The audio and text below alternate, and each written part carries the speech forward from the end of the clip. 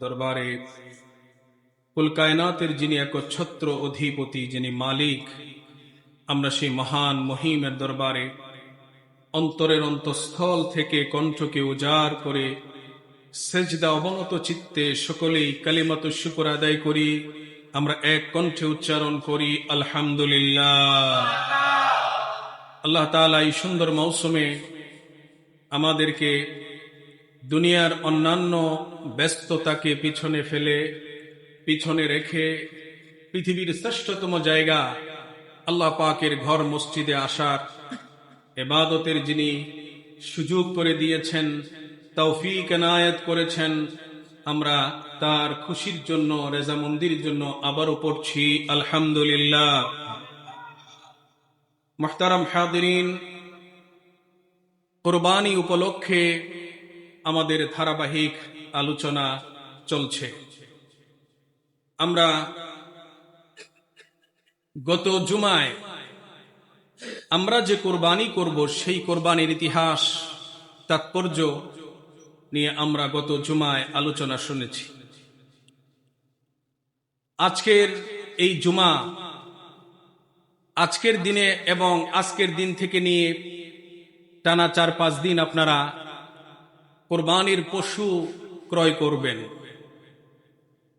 কোরবানির পশু ক্রয় করার ক্ষেত্রে আমাদের কি কি বিষয় খেয়াল রাখতে হবে, কোরবানির পশুর মধ্যে কি কি গুণবৈশিষ্ট্য থাকতে হবে, আজকে আমরা এই শীর্ষক আলোচনা শুনব ইনশাআল্লাহ। আল্লাহ তাআলা আমাকে সঠিকভাবে বলার এবং আমাদের সকলকেই হৃদয়ের কান দিয়ে শোনার এবং তা আমলে পরিণত করার তৌফিক এনায়েত করুন। সকলে বলি আমিন। সুপ্রিয় উপস্থিতি, এই পৃথিবীতে আমাদের অবস্থান শুধু একটা লক্ষ্য এবং উদ্দেশ্যকে কেন্দ্র করে, তা হচ্ছে এই পৃথিবীর ক্ষণস্থায়ী জীবনে, জীবনের প্রতিটি স্তরে, জীবনের প্রতিটি বাঁকে, প্রতিটি কাজের মাধ্যমে আমরা কিভাবে আল্লাহ তাআলাকে স্মরণ করব, কিভাবে আমরা আল্লাহ পাকের আদেশ নিষেধ পালনের মাধ্যমে তার গোলামি করব, এবং কিভাবে আমরা পরকালীন অনন্ত অসীম জীবনের পাথেয়কে আমরা সমৃদ্ধ করব, সংগ্রহ করব, এই উদ্দেশ্যেই আল্লাহ পাক আমাদেরকে পৃথিবীতে প্রেরণ করেছেন। যে কথাগুলো আমি বলেছি, এই কথাগুলোকে আল্লাহ তাআলা বলেছেন যে আমি মানুষ এবং জিনকে এই পৃথিবীতে আমি পাঠিয়েছি একমাত্র, কেবলমাত্র, শুধুমাত্র আমার গোলামি করার জন্য, আমার আদেশ নিষেধ মেনে পৃথিবীতে চলার জন্য। এছাড়া কি অন্য কোনো উদ্দেশ্য আছে? অন্য কোনো উদ্দেশ্য নেই। তাহলে আমরা যে কাজটা করব, কোরবানির ঈদের দিনে আমরা যে কোরবানি করব, ত্যাগ তিতিক্ষার চরম পরাকাষ্ঠা আমরা প্রদর্শনের মহড়া করব, এটাও আল্লাহ পাকের ইবাদত। এটাও আল্লাহ পাকের ইবাদত। কেমন ইবাদত? যে এই প্রাণীর চামড়ার মধ্যে যতগুলো পশম আছে, যারা কুরবানি করবেন আল্লাহ পাক তাদের আমল নামায় সেই পশুর পশম পরিমাণ সওয়াব আল্লাহ তাআলা আমাদের আমল নামায় দিয়ে দিবেন। বিজ্ঞান এবং টেকনোলজির এই উন্নতির যুগে আজকের দিন পর্যন্ত কোনো বিজ্ঞানী বলতে পারবে না যে একটা পশুর গায়ে কি পরিমাণ পশম থাকে। পারবে? সম্ভব না। তাহলে আমরা বলতে পারি যে অসংখ্য অগণিত সওয়াবের এই যে সুযোগ আল্লাহ তাআলা আমাদেরকে করে দিয়েছেন, এই সুযোগটি একটি গুরুত্বপূর্ণ ইবাদত। সামর্থ্যবান প্রত্যেকটা ব্যক্তির উপরে কোরবানি করা ওয়াজিব। আল্লাহর নবী বলেছেন, যে ব্যক্তি সামর্থ্য থাকা সত্ত্বেও কোরবানি করল না, কৃপণতা করে অথবা উদাসীনতা করে, আল্লাহর নবী তাকে ডাইরেক্ট নিষেধ করে দিয়েছেন সে যেন ঈদের দিন আমাদের ঈদগাহের ধারে কাছেও না আসে। তাহলে আমরা এই গুরুত্বপূর্ণ যে ইবাদত, সেই ইবাদত আমরা পালন করব। প্রত্যেকটা ইবাদতের পালনের পিছনে আমাদের কিছু নিয়ম কানুন, কিছু শর্তাবলী অবশ্যই রয়েছে। এগুলো যদি আমরা লক্ষ্য না রাখি তাহলে ইবাদত যথাযথ হবে না। মনে রাখবেন, পৃথিবীতে আমাদের জীবনে, মুসলিম উম্মার জীবনে দুনিয়াবি কাজ বলতে কিছু কাজ নেই। আপনার আমার দৈনন্দিন জীবনের যে অভ্যাসগুলো রয়েছে, মানবিক অভ্যাস, মানব সুলভ অভ্যাস, যদি আপনার আমার নিয়ত সহি থাকে তাহলে আল্লাহর নবী বলেছেন যে এই অভ্যাসগুলোকেও আল্লাহ তাআলা ইবাদত হিসেবে গণ্য করে আপনার আমলনামায় সওয়াব লিখে দিবেন। সেজন্য প্রস্রাব পায়খানার মতো প্রকৃতির ডাকে সাড়া দেওয়ার মতো নিত্য প্রয়োজনীয় যে বিষয়, এই বিষয়টাও যদি আমরা আমাদের প্রিয় নবী, বিশ্ব নবী মুহাম্মদুর রাসূলুল্লাহ সাল্লাল্লাহু আলাইহি ওয়াসাল্লামের প্রদর্শিত পথে বা তার সুন্নাহ মোতাবেক যদি আমরা এটাকে আঞ্জাম দেই, তাহলে এই কাজ এবং এই সময়টুকু আল্লাহ পাক ইবাদত হিসেবে গণ্য করে নেবেন। সুবহানাল্লাহ। আসুন আমরা জেনে নেই কুরবানির পশুর মধ্যে কি কি গুণ বৈশিষ্ট্য থাকা প্রয়োজন। প্রথমে আমরা জেনে নেই যে সকল ত্রুটি থাকলে কুরবানির পশু কুরবানি হিসেবে কবুল হবে না। পশুর যে সকল ত্রুটি থাকলে ওই পশু দিয়ে কুরবানি জায়েজ নয়, কুরবানি দেওয়া যাবে না, সেগুলো আমাদের প্রত্যেকের জানা উচিত। প্রথমে আমাদেরকে মনে রাখতে হবে, কুরবানি যেহেতু আমরা আল্লাহ পাকের সন্তুষ্টির জন্য দিচ্ছি, এখানে অন্য কোনো উদ্দেশ্য নেই। গোশত খাওয়া, সমাজে খ্যাতি অর্জন করা ইত্যাদি আমাদের উদ্দেশ্য নয়। আমাদের উদ্দেশ্য হচ্ছে আল্লাহকে সন্তুষ্ট করা। এজন্য আল্লাহ তাআলা হচ্ছেন সুন্দর, তিনি সুন্দরটাকেই পছন্দ করেন। ইন্নাল্লাহা জামিলুন ইউহিব্বুল জামাল। আল্লাহ পাক সুন্দর, তিনি সুন্দরটাকেই পছন্দ করেন। এজন্য কুরবানির পশু হতে হবে দোষ ত্রুটি মুক্ত। পশুর মধ্যে যে সকল ত্রুটি থাকলে কুরবানি দেওয়া যাবে না, সেই দোষ ত্রুটিগুলো হচ্ছে, নাম্বার 1, যে পশু চোখে দেখে না, দৃষ্টিশক্তি নাই।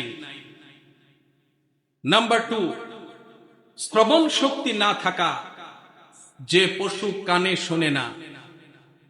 নাম্বার 3, যে পশু অত্যন্ত দুর্বল এবং জীর্ণ শীর্ণ, এই পশু দিয়ে কুরবানি চলবে। নাম্বার 4, যে পশু এই পরিমাণ ল্যাংড়া, পা ভাঙ্গা, যে জবাই করার স্থান পর্যন্ত হেঁটে যেতে পারে না, এটা দিয়ে কুরবানি চলবে? কুরবানি চলবে না। নাম্বার 5, প্রত্যেকটা পশুর মধ্যে লেজ আছে, এই লেজ তার সৌন্দর্যের অংশ। লেজের বেশিরভাগ অংশ যদি কাটা থাকে তাহলে এই পশু দিয়ে কুরবানি করা চলবে না। নাম্বার 6, জন্মগত ভাবে যদি কোনো পশুর কান্না থাকে, এই পশু দিয়ে কুরবানি চলবে না। নাম্বার 7, কানের বেশিরভাগ অংশ যদি কাটা থাকে তাহলে এটা ত্রুটিযুক্ত, এ ধরনের প্রাণী দিয়ে কুরবানি চলবে না। নাম্বার 8, পশুর মধ্যে শিং থাকে, এটাই স্বাভাবিক। আল্লাহর নবী শিংওয়ালা দুম্বা তিনি জবাহ করেছেন, এই শিংয়ের কথা হাদিসে আসছে। তো পশুর গুড়া সহ শিং যদি উপরে যায় কোনো কারণে, তাহলে সেই পশু দিয়ে কুরবানি চলবে না। নাম্বার 9, মানুষ যেমন পাগল হয়ে যায়, এই পশু প্রাণীগুলো পাগল হয়ে যায় কখনো কখনো। তো পাগল হওয়ার কারণে যে পশু ঘাস পানি ঠিক মতো খায় না, ওই পশু দিয়ে কোরবানি চলবে না, কারণ এটা মারাত্মক ত্রুটি। নাম্বার 10, বেশিরভাগ দাঁত যদি পশুর মুখের মধ্যে না থাকে, বেশিরভাগ দাঁত নাই, তাহলে এই পশু দিয়ে কোরবানি চলবে না। আপনার কুরবানির পশু কেনার সময় এই পশুর মালিককে বলবেন, কেনার আগে তো সেই মালিক, তাকে বলবেন যে দাঁতগুলো একটু কষ্ট করে দেখাও। তবে যারা পশু লালন পালন করে, ওরা এখন পশুকে এমন ট্রেনিং দিয়েছে যে পশুর মালিক যদি বলে দাঁত দেখাও, নিজেই দেখায়। পশুর দাঁত থাকতে হবে, যদি অধিকাংশ দাঁত, বেশিরভাগ দাঁত যদি না থাকে, তাহলে সেই পশু দিয়ে কোরবানি চলবে না। নাম্বার 11, রোগের কারণে পশুর স্তনের দুধ যদি শুকিয়ে যায়, তাহলে ওই পশু দিয়ে কোরবানি চলবে না, রোগের কারণে। 12 নাম্বার হচ্ছে, ছাগলের ওলানে দুধ থাকে দুইটা, যেটা ছাগলের বাচ্চা, যেটা চুষে চুষে দুধ পান করে, এই দুধের যে কোনো একটি যদি কাটা থাকে, তাহলে ওই ছাগল দিয়ে বা ভেড়া দিয়ে কোরবানি চলবে না। এরপর 12 নম্বর হচ্ছে, গরু বা মহিষের ওলানে দুধ থাকে 4টা, এই 4টার মধ্যে যে কোনো 2টা যদি না থাকে বা 2টা যদি কাটা থাকে, তাহলে ওটা দিয়েও কোরবানি চলবে না। মোট কথা, আমরা আমাদের এই কথাগুলোর সার সংক্ষেপ আমরা এভাবে বলতে পারি, কুরবানির পশু মধ্যে যদি বড় ধরনের কোনো ত্রুটি বিচ্যুতি পরিলক্ষিত হয়, যদি ত্রুটি থাকে, তাহলে সেটা দিয়ে কোরবানি হবে না। কোরবানির পশু হতে হবে নিখুঁত, সুন্দর, দোষ ত্রুটি মুক্ত। যেমনটা হাদিসে এসেছে, 4 ধরনের পশু যা দিয়ে কোরবানি করতে বিশ্বনবী নিষেধ করেছেন। তিনি আঙ্গুলে গুনে গুনে বলেছেন 4টার কথা। এই 4টার সাথে বাকি বিষয়গুলো অন্তর্ভুক্ত। হাদিসটি আবু দাউদ শরীফে বর্ণিত হয়েছে, বিশিষ্ট সাহাবী বারা ইবনে আযিব রাদিয়াল্লাহু তাআলা আনহু থেকে বর্ণিত। আল্লাহ নবী ইরশাদ ফরমান, আরবাউন লা তাজুজু ফিল আদাহি, 4টা দোষ যদি কোন পশুর মধ্যে থাকে, তাহলে সেই পশু দিয়ে কোরবানি চলবে না। নাম্বার 1, আল আওরা বাইন আওয়ারুহা। আল আওরা অর্থাৎ ওই পশু যে চোখে দেখে না, অন্ধ, যার অন্ধত্ব সুস্পষ্ট। নাম্বার 2 হচ্ছে আল মারিদাহ বাইন মারাদুহা। ওই প্রাণী, যে প্রাণী এতটাই রোগাক্রান্ত, এতটাই রোগা যে মানুষ দেখলেই বুঝে যে এই প্রাণীটা অসুস্থ, স্পষ্ট তার অসুস্থতা। এরপর নাম্বার 3 হচ্ছে ওয়াল আরজা বাইন দালাউহা, অর্থাৎ ওই পশু, যে পশু পঙ্গু এবং তার পঙ্গুত্ব একেবারে সুস্পষ্ট। নাম্বার 4 হচ্ছে ওয়াল কাসীরা আল্লাতী লা তানকা, অর্থাৎ ওই আহত পশু যার একটা অঙ্গ পরিপূর্ণভাবে ভেঙ্গে গিয়েছে, বিকল হয়ে গিয়েছে। এই হাদিসটি ইবনে মাজাহ শরীফেও এসেছে, হাদিস নাম্বার 3144। সুপ্রিয় উপস্থিতি, এই ধরনের পশুগুলো দিয়ে কখনোই কোরবানি করা জায়েজ হবে না। এবার আসুন আমরা জেনে নেই, যে সকল ত্রুটি থাকলেও, পশুর মধ্যে যে সকল ত্রুটি থাকলেও ওই পশু দিয়ে কোরবানি করা জায়েজ হবে, সেগুলো হচ্ছে, নাম্বার 1, পশুটা পাগল, কিন্তু এতটা পাগল না যে সে ঘাস পানি ইত্যাদি খায় না, এমনটা না। নাম্বার 2 হচ্ছে লেজ বা কানের আংশিক কাটা, বেশি না, আংশিক কাটা, এটা দিয়েও কোরবানি চলবে, তবে বেশিরভাগ হলে চলবে না, সেটা আগেই বলেছি। নাম্বার 3 হচ্ছে যে প্রাণীর জন্মগত ভাবেই শিং উঠে নাই। বলেন তো কোন প্রাণী? যে প্রাণী জন্মগত ভাবেই শিং উঠে নাই, সেই প্রাণী দিয়েও কোরবানি চলবে।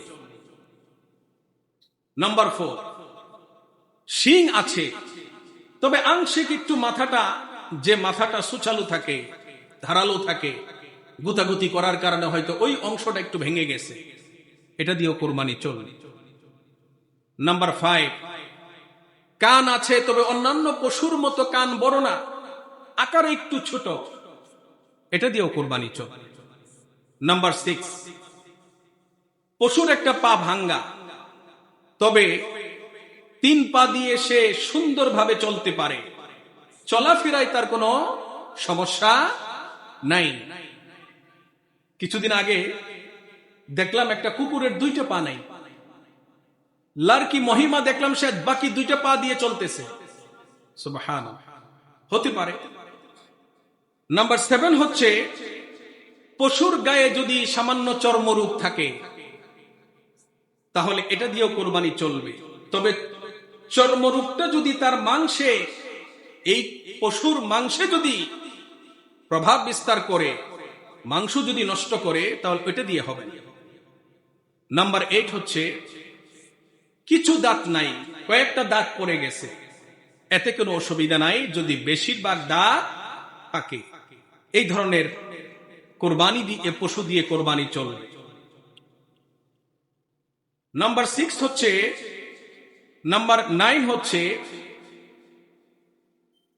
পশু, যে পুরুষ পশু আছে, যেমন ষাঁড়, এর মধ্যে অন্ডকোষ থাকার কথা 2টা, কিন্তু জন্মগত ভাবে আছে একটা, এটা দিয়েও কোরবানি চলবে।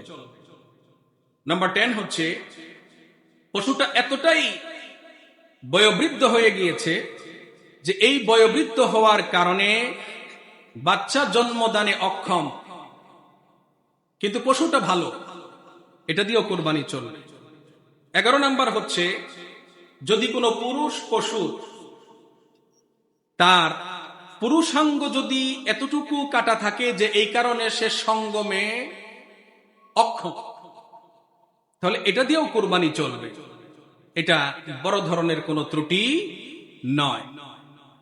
আমরা এই বিষয়গুলো আজকে এবং আগামী দিনগুলোতে যারা আমরা কোরবানি করব, আমরা এই বিষয়গুলো আমাদের মাথায় রেখে আমরা কোরবানির পশু নির্বাচন করব ইনশাআল্লাহ। এবার আসুন আমরা জানি যে আমাদের কোরবানির পশুর বয়স কেমন হতে হবে। বন্ধুগণ, পশ্চিমবঙ্গে বিজেপি সরকার মুসলমানদেরকে কুরবানি করতে নিষেধ করেছে, তারা পশু কুরবানি করতে পারবে না, অর্থাৎ গরু কুরবানি করতে পারবে না, এটা তাদের গোমাতা। তবে হ্যাঁ, কোনো পশুর যদি বয়স 14 বছরের বেশি হয় তাহলে সেটা করতে পারবে। এই যে তাদের সিদ্ধান্ত, এ ধরনের দ্বিচারিতা, এটা তাদের বুকামিরই পরিচয়। গরু যদি তোমাদের গোমাতা হয়, এটা যদি তোমাদের মা হয়, তাহলে 14 বছর পরে কি তোমাদের এটা মা থাকে না? কি বলেন, থাকে না? 14 বছর হয়ে যাওয়ার পরে এটা কোরবানি করা যাবে। এর অর্থ কি যে তোমরা তোমাদের মার যদি বয়স হয়ে যায়, তাহলে কি বাড়ি থেকে বের করে দাও?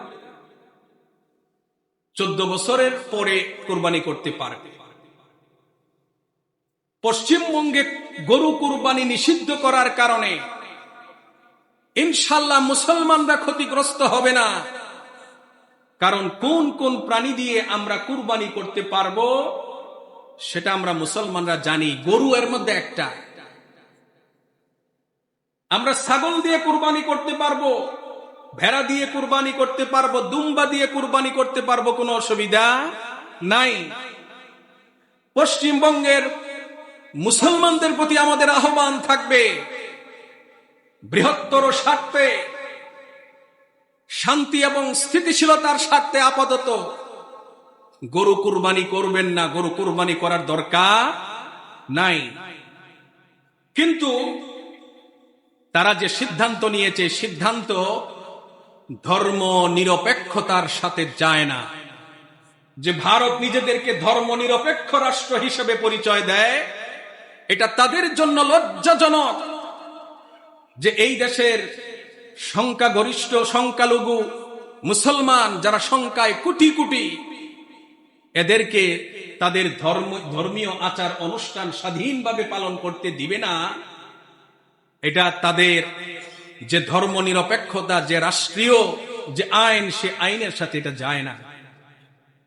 মুসলমানরা ক্ষতিগ্রস্ত হচ্ছে না, বরং তাদের স্বজাতীয় ভাইদের মধ্যে কান্নার রোল পড়ে গিয়েছে। তারা মিডিয়ার সামনে এসে কান্নাকাটি করছে এবং তারা সুসাইড করবে, আত্মহত্যা করবে বলে তারা হুমকিও দিচ্ছে। ঠিক কিনা ভাই? সুতরাং কান্নাকাটি তোমাদের মধ্যেই শুরু হয়েছে, আমাদের কোনো অসুবিধা হবে না। এমনকি কোন মুসলমান যদি সমস্যার কারণে কুরবানি যদি নাও করে, কাল কিয়ামতের দিন আল্লাহ তাআলা তাকে জিজ্ঞেস করবে না। ঠিক কিনা ভাই? সুতরাং বয়সের ক্ষেত্রে আমরা 14 বছরের জন্য অপেক্ষা করব না, করব অপেক্ষা করব না। কোন পশুর বয়স কত হতে হবে? উট, গরু, মহিষ, ছাগল, ভেড়া, দুম্বা, আবার বলছি, উট, গরু, মহিষ, ছাগল, ভেড়া, দুম্বা ইত্যাদি পশু দ্বারা কুরবানি জায়েজ। উটের বয়স কত হতে হবে? উটের বয়স কমপক্ষে 5 বছর হতে হবে। কত বছর বলেন তো? 5 বছর। এবার আসুন গরু মহিষ। গরু মহিষের বয়স কমপক্ষে 2 বছর হতে হবে। তাহলে ছাগল, ভেড়া, দুম্বা, হ্যাঁ, ছাগল, ভেড়া, দুম্বা কমপক্ষে 1 বছরে হতে হবে। তবে এই ক্ষেত্রে বিশ্বনবী আমাদেরকে একটু অবকাশ দিয়েছেন। তিনি বলেছেন যে 6 মাসের ভেড়া যদি দেখতে মোটা তাজা হয় এবং 1 বছর বয়সের মতো যদি মনে হয়, তাহলে তা দিয়েও কোরবানি করা বৈধ, জায়েজ। এখন আমরা জানবো যে আমরা সকলেই তো পৃথক পৃথক ভাবে কোরবানি দিতে সক্ষম না। আমাদের আর্থিক অবস্থা সকলের একরকম নয়, আর কুরবানিটা ওয়াজিব। সেই দৃষ্টিকোণ থেকে গরু, মহিষ এবং উট, এই 3 শ্রেণীর প্রাণীতে 7 জন ব্যক্তি অংশগ্রহণ করে কোরবানি দিতে পারে। 7 জনে মিলে একটা গরু, 7 জনে মিলে একটা মহিষ, 7 জনে মিলে একটা উট কোরবানি দিতে পারবে। আর ছাগল, ভেড়া, দুম্বা এগুলো এক একটা একজন ব্যক্তির পক্ষ থেকে কোরবানি দিতে হবে, এখানে কোনো শরীক চলবে না। আল্লাহর নবী তিনি আমাদেরকে বলেছেন যে উট, গরু এবং মহিষ এর মধ্যে 7 ব্যক্তি শরীক হতে পারবে। আমাদের সমাজে কিছু মানুষ আছে এখন এই বিষয়টা নিয়ে না জেনে, গবেষণা না করে সমাজের মধ্যে ধূম্রজাল সৃষ্টি করতে চাচ্ছে। তারা বলে শরীকের কোরবানি হবে না। আমি তাদেরকে বলি, আমি একজন ছোট মানুষ, আমি তাদেরকে বলি যে আপনারা একটু গবেষণা করুন, বিশ্বনবীর হাদিসের শব্দগুলো নিয়ে একটু গবেষণা করুন, আপনাদের মাথার খুপড়ি খুলে যাবে এবং বুঝতে পারবেন যে অযথা গরিব দেশে এ ধরনের মাসআলা মাসাইল বর্ণনা করে সমাজের মধ্যে অস্থিরতা এবং সমাজের মানুষদের মধ্যে মতভেদ সৃষ্টি করা উচিত নয়। সুপ্রিয় উপস্থিতি, কুরবানির পশুর মধ্যে কিছু শর্ত আমাদেরকে মানতে হবে। এই শর্তগুলো যদি আমরা পূরণ না করি আমাদের কোরবানি হবে না। কুরবানির পশুর ক্ষেত্রে কয়েকটি শর্ত রয়েছে। নাম্বার 1 হচ্ছে যে এই পশুগুলো হতে হবে কোরআনের ভাষায় আনআম, অর্থাৎ চতুষ্পদ জন্তু হতে হবে। চতুষ্পদ জন্তু, চার পায়ে জন্তু হতে হবে। আনআমের অন্তর্ভুক্ত হচ্ছে উট, গরু, ভেড়া এবং ছাগল। দলিল হচ্ছে কোরআনে কারীমের সূরা হজের 34 নম্বর আয়াত। সেই আয়াতে আল্লাহ পাক কি বলছেন? আল্লাহ রাব্বুল আলামিন বলেন, ওয়ালিকুল্লি উম্মাতিন জাআলনা মানসিকা লিয়াযকুরু ইসমাল্লাহি আলা মা রাযাকাহুম মিন বাহীমাতিল আনআম। আল্লাহ পাক বলছেন, আমি প্রত্যেকটি জাতি এবং সম্প্রদায়ের জন্য মানসাক বা কুরবানির পৃথক পৃথক নিয়ম আমি দিয়েছি। এটা আমি বলেছিলাম যে কুরবানির ইতিহাসের দ্বিতীয় পর্ব, অর্থাৎ প্রত্যেকটা মানব গোষ্ঠীর মধ্যে কুরবানির প্রচলন ছিল কোনো না কোনো ভাবে। যেমনটা প্রচলন হয়েছে হযরত আদম আলাইহিস সালাতু ওয়াস সালামের দুই পুত্রের কুরবানির মধ্যে, তো প্রত্যেকটা জাতি গোষ্ঠীর মধ্যে কুরবানির প্রচলন ছিল। তো আল্লাহ পাক বলছেন যে আমি তাদেরকে জীবন উপকরণ স্বরূপ আমি তাদেরকে চতুষ্পদ জন্তু যা আমি তাদেরকে দিয়েছি, তারা যেন এগুলো থেকে যেন তারা কুরবানি করে, এবং কুরবানি করার সময় তারা অন্য কারো নাম সেখানে নিতে পারবে না। কুরবানি হবে কার নামে? এটা মনে রাখবেন। প্রথম দিনই বলেছি কুরবানির আলোচনা যে আমাদের কুরবানি হবে শুধুমাত্র কেবলমাত্র একজনের খুশির জন্যে। তিনি কে? আল্লাহ পাক। এখানে আপনার পীরের নাম যদি আপনি স্মরণ করেন, কুরবানি হবে। এই পশুর গোশত হারাম হয়ে যাবে। এখানে আপনি আপনার মা বাবার নাম নিতে পারবেন না, আপনি আপনার পীরের নাম নিতে পারবেন না। আপনি তাদের পক্ষ থেকে কুরবানি দিতে পারেন, কিন্তু জবেহ করার সময় নাম নিব কার? আল্লাহ। বিসমিল্লাহি, জোরে বলেন। আমরা আল্লাহ পাকের নাম নিব, এটা আল্লাহ পাকের নির্দেশ। এটা ছাড়া পশু হালাল হবে না। সুপ্রিয় উপস্থিতি, এই বাহিমাতুল আনআম অর্থাৎ চতুষ্পদ জন্তু হওয়া, এটা তার প্রথম শর্ত। দ্বিতীয় শর্ত হচ্ছে শরীয়ত নির্ধারিত বয়সে পৌঁছা, যা আমরা কিছুক্ষণ আগেই বলেছি। উটের ক্ষেত্রে 5 বছর, গরু এবং মহিষের ক্ষেত্রে কত বছর বলেন তো?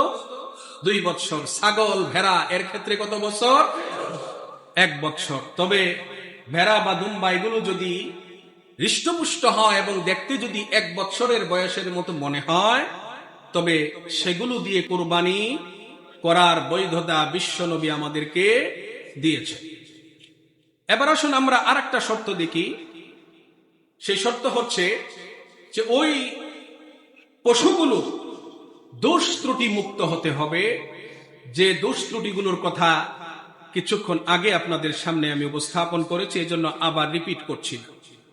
এরপর আরেকটা শর্ত হচ্ছে যে এই পশুগুলো, যে পশুগুলো আমরা কুরবানি করব, এই কুরবানির পশু আপনার আমার মালিকানাধীন হতে হবে। আপনার আমার মালিকানাধীন হতে হবে। কেউ যদি মনে করে কোরবানি দেওয়া এত বড় সওয়াবের কাজ, প্রতি পশমে নেকি, আর যদি চুরি করে এনে কোরবানি দিয়ে দেয়, কেমন মনে করে? কোরবানি হবে? কোরবানি হবে না। কারণ চুরি করা পশু, এটার মালিক চোর নয়। চোর কি এটার মালিক? মালিক না। তাহলে পশুটি কোরবানির মালিকানাধীন হতে হবে। কিংবা শরীয়তের পক্ষ থেকে যে ব্যক্তি কোরবানি করবে সেই ব্যক্তি অনুমতি প্রাপ্ত হতে হবে। মালিক দেশের বাইরে আছে, যার টাকা দিয়ে কোরবানি পশু কিনা হয়েছে তিনি নাই, কিন্তু তার প্রতিনিধি আছে, তার ভাই আছে, তার অন্য কেউ আছে, তার পক্ষ থেকেও কোরবানি অনুমোদন প্রাপ্ত হলে সেই পশু দিয়ে কোরবানি চলবে। অতএব যে ব্যক্তি পশুর মালিক নয় তার জন্য সেই পশু দিয়ে কোরবানি করা জায়েজ হবে না। যেমন কোন ব্যক্তি যদি কুরবানির হাট থেকে ছুটে যাওয়া গরু মালিক খুঁজতেছে, কিন্তু কোন দিকে গেছে তা জানে না, আর একজন এটা সুযোগ বুঝে বাসার গেট খুলে দিল, গরু সেই গেটের ভিতরে ঢুকে গেল, গেট লাগাই দিল, বাস ঈদের দিন কোরবানি করে দিল, হবে? কি বলেন হবে? যদি বলে জো আপ সে আপ আ গয়া ও হালাল হো গয়া। আমাদের মধ্যে একটা কথা আছে, কই যায় এমনি এমনি এসে যায় তা হালাল হয়ে যায়। এটা হবে? এটা হবে না। বরং এই যে চুরি করা, ছিনতাই করা ইত্যাদি প্রাণী দিয়ে কোরবানি হবে না। পশু নিয়ে মামলা চলছে, পশুর মালিক আর একজন, কিন্তু আটকায় রাখছেন আপনি মামলা করে, আপনি এই পশু দিয়ে কোরবানি করতে পারবেন না। কারণ চুরি, ছিনতাই বা যে কোনো কারণে পশুটা আপনার কাছে আছে, যে কোনো ভাবে এটার বৈধ মালিক আপনি নন। আপনি এটা দিয়ে কুরবানি করবেন, কুরবানি এত বড় সওয়াবের কাজ, আর অন্যায় কাজ দিয়ে সওয়াবের কাজ করবেন, এটা কখনো হতে পারে না। ইন্নাল্লাহা তাইয়্যিব লা ইয়াকবালু ইল্লা তাইয়্যিব। আল্লাহ পাক তিনি ভালো, তিনি ভালো ছাড়া কি করেন না? গ্রহণ করেন না। সুপ্রিয় উপস্থিতি, ৫ম নম্বর শর্ত আমরা জানবো যে এই কুরবানির পশুর সাথে অন্য কারো কোনো অধিকার যদি সম্পৃক্ত থাকে তাহলে সেই পশু দিয়ে কোরবানি হবে না। যেমন কোনো ব্যক্তি আপনার কাছে একটা পশু বন্ধক রাখলো, এই বলে যে আপনার কাছ থেকে কিছু টাকা নিয়েছি, পশুটা বন্ধক রাখলাম, আর আপনি হৃষ্টপুষ্ট দেখে, সুযোগ দেখে আপনি বন্ধককৃত পশু জবাই করে ফেললেন যে আসলে পরে অনুমতি নিয়ে নিব, হবে? কি বলেন হবে? হবে না। নাম্বার 6 হচ্ছে শরীয়ত নির্ধারিত সময়সীমার মধ্যে আপনাকে পশুটা কোরবানি করতে হবে। এই সময়সীমা হচ্ছে ঈদের দিন, ঈদের নামাজের পর। বলেন তো, ঈদের দিন, ঈদের নামাজের পর। আমি এই চট্টগ্রাম শহরে দেখেছি কোন ব্যক্তি তার এলাকার মসজিদে নামাজ পড়ে না। যেমন এখানে সম্ভবত নামাজ হবে 7:30। সে চিন্তা করে চট্টগ্রাম শহরের কোন জায়গায় ফজরের পর পরেই 15 মিনিট পরেই নামাজ শুরু হয়ে গেছে, সেখানে নামাজ পড়ে চলে আসছে কোরবানি করার জন্য। আশেপাশের কেউ কোরবানি করে না। এ ধরনের কাজ সম্পূর্ণ অবৈধ না হলেও শরীয়তের দৃষ্টিতে কাজটা পছন্দনীয় নয়। তাহলে আমাদেরকে শরীয়ত কর্তৃক নির্ধারিত সময়সীমার মধ্যে পশু কুরবানি করতে হবে। ঈদের নামাজ, ঈদের জামাত শেষ হওয়ার পরে এরপর আপনি কুরবানি করবেন। আর কুরবানির নির্ধারিত দিনগুলো হলো কুরবানির দিন, এরপর আরো 3 দিন, অর্থাৎ তাশরিকের দিনগুলোর সর্বশেষ দিন 13ই জিলহজের সূর্যাস্ত পর্যন্ত আমরা কুরবানি করতে পারবো। সুতরাং কুরবানি দেওয়ার শরীয়ত সম্মত নির্ধারিত দিন হচ্ছে 4টি কুরবানি দিন সহ ঈদের দিন, ঈদের নামাজের পর থেকে 3 দিন। তাই কেউ যদি ঈদের নামাজ শেষ হওয়ার আগেই, নামাজেও আসে নাই, নামাজ শেষ হওয়ার আগেই কুরবানি শুরু করে দিয়েছে, তাহলে তার কুরবানি হবে? কি বলেন, তার কুরবানি হবে? হবে না। কারণ এই কুরবানির মাধ্যমে ওই ব্যক্তি শরীয়ত কর্তৃক নির্ধারিত শর্ত লঙ্ঘন করেছে, সীমা লঙ্ঘন করেছে। বারা ইবনে আযিব থেকে একটি হাদিস বর্ণিত, আল্লাহ নবী বলেন, মান যাবাহা ক্বাবলা সলাতি ফাইন্নামা হুয়া লাহমুন কদ্দামাহু লিআহলিহি। যে ব্যক্তি ঈদের নামাজের আগেই কুরবানি করে ফেলল, ঈদের নামাজের আগেই পশু জবাই করে ফেলল, আল্লাহ নবী বলছেন জবাই তো করছোই, ঠিক আছে, গোশত খাইতে পারবা, কোনো অসুবিধা নাই, গোশত খেতে পারবা, কোনো অসুবিধা নাই, হারাম হবে না।